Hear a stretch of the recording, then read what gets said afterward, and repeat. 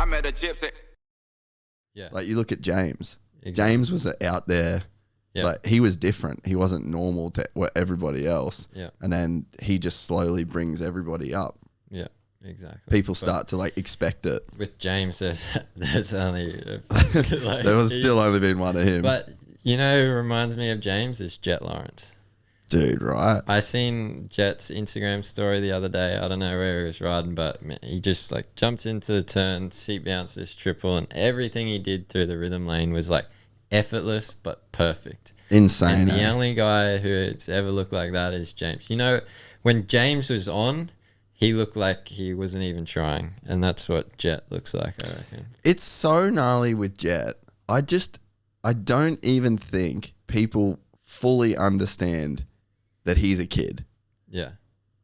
Because you put a helmet on and you're in gear, you look the same as everyone else. He is a kid, and he just signed a Red Bull deal that was not like a team Red Bull deal.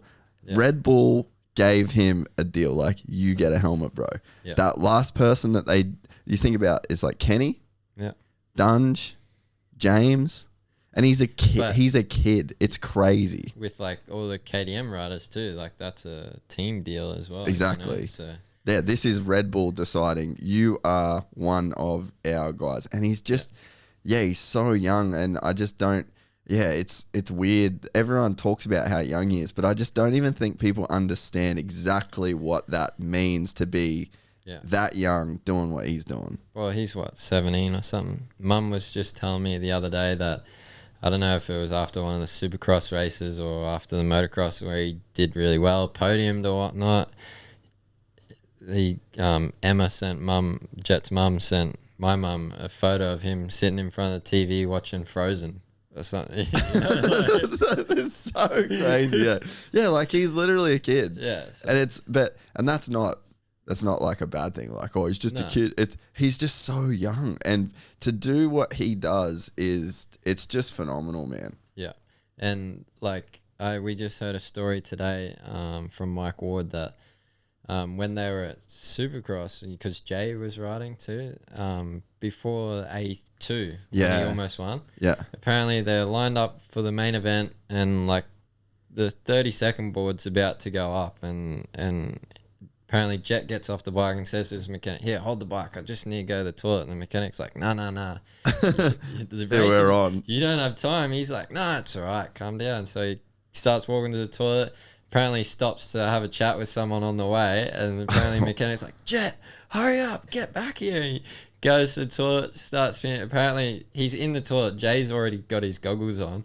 And he comes back and the mechanic's like, get on the bike. He's like, just calm down. We got plenty of time. He is such a gangster. Like at AusX last year in Melbourne, it was, I think, the heat race. Do you remember the track there? Were you there? Or were you overseas? No, I was overseas. Do you remember the track? Like you had the whoops. Yeah. And then they did that triple on. Yeah. So Jett I'm pretty sure it was the first heat race. And he seat bounces it. Yeah. And then his hand rips off the bars, this hand, and then he didn't even look like he did it on purpose. Yeah. Comes back, gets off the track, and I was standing right there with Dad, and he rode up to me and Dad. He's like, "Did you see that shit?" And we were like, "Yeah, dude." And he was like, "That was super sketchy, eh?" And we were just like, "Bro, you are on some weird shit right now. Like, if you think that's normal," and just didn't even skip a beat. And he was just like, he thought it was funny. Yeah, but he hasn't changed from a kid. We went to the World Juniors in 2014 in Belgium, and he won the 65 world title.